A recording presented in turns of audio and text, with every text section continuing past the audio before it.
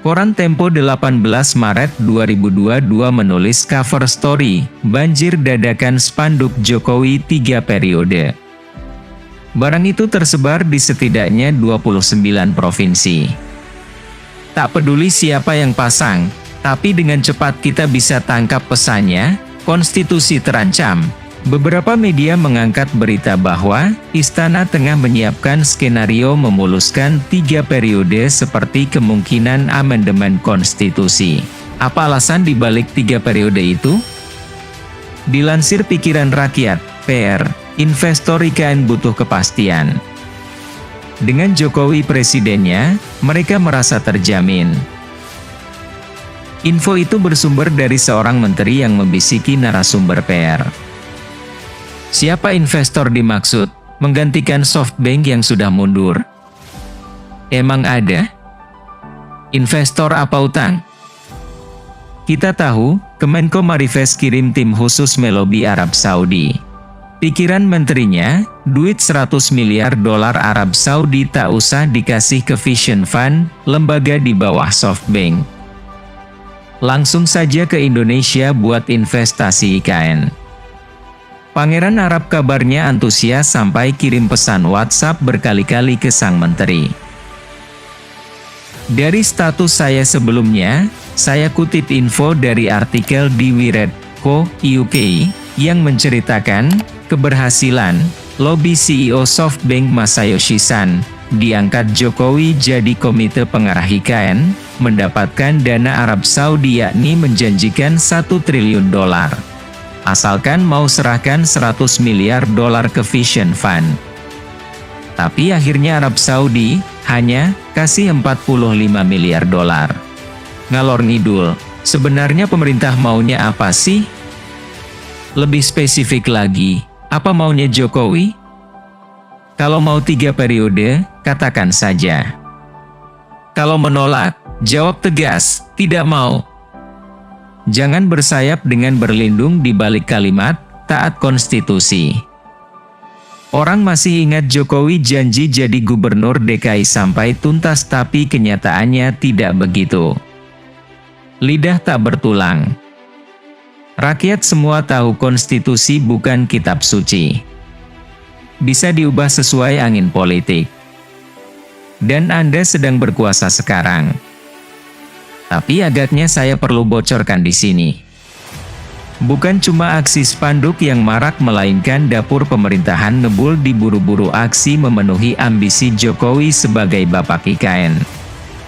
Ada rapat intensif persiapan pembentukan aturan teknis IKN termasuk pendanaannya. Kita menuntut transparansi karena IKN menyangkut masa depan semua warga negara. Jangan cuma klaim masyarakat sebagai bagian dari 110 juta akun yang mendukung 3 periode Jokowi.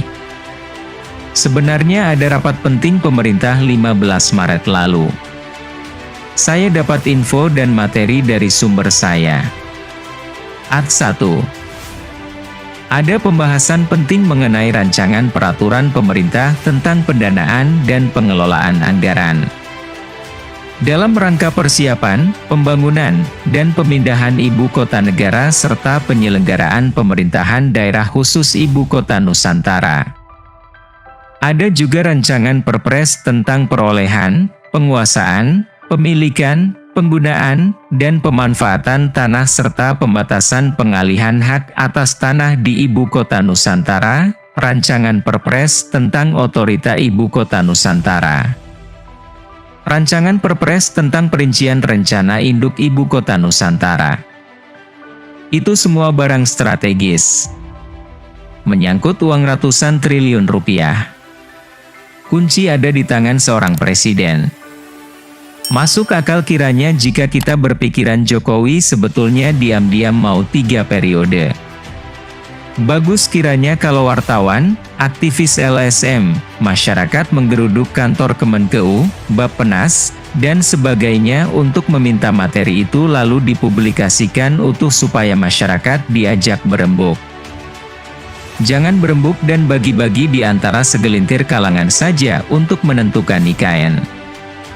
Jangan tiba-tiba berlaku seperti Perpres Prakerja yang berantakan dan menguntungkan segelintir pihak 5,6 triliun rupiah itu. Di bagian pendanaan IKN, tercantum garis besarnya bahwa pendanaan bertumpu pada APBN. Ada skema kerjasama pemerintah dan badan usaha, KPBU, tapi di situ perlu dicermati karena berpotensi skandal di masa depan.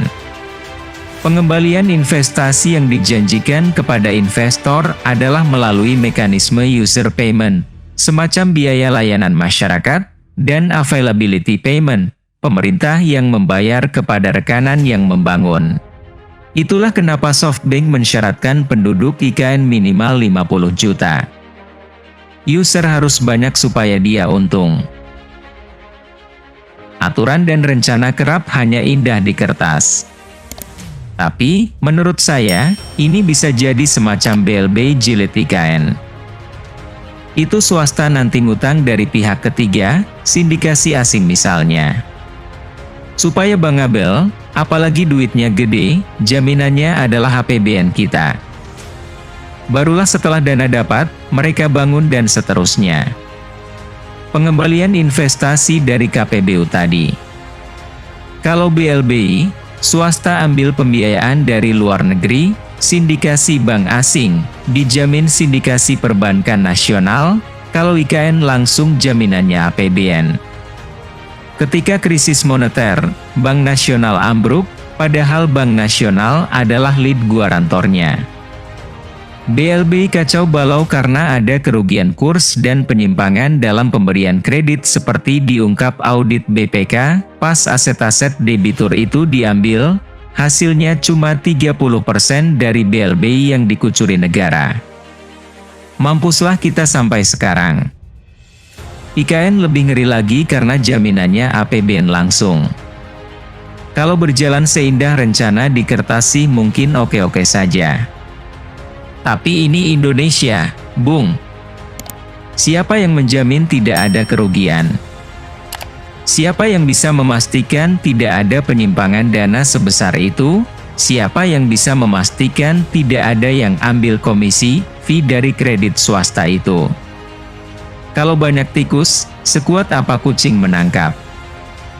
Jika IKN cenderung hanya untuk memenuhi ambisi nama besar agar dicatat sejarah sebagai ikon IKN atau berpotensi besar dananya jadi bahan bancakan pejabat dan swasta hitam, lebih baik stop dulu IKN-IKN-an ini. Ajak masyarakat berembuk. Ini hajat besar, duit besar. 500 triliunan rupiah. Pikirkan yang lebih mendesak bagi rakyat. Minyak goreng, PHK, sembako, kesehatan. Jangan coba-coba utak-atik subsidi kebutuhan dasar masyarakat berbungkus istilah relokasi, refocusing dan sebagainya demi untuk menambal IKN. Satu lagi, jangan terlalu banyak glamor camping dan selfie naik motor. Salam kedaulatan rakyat.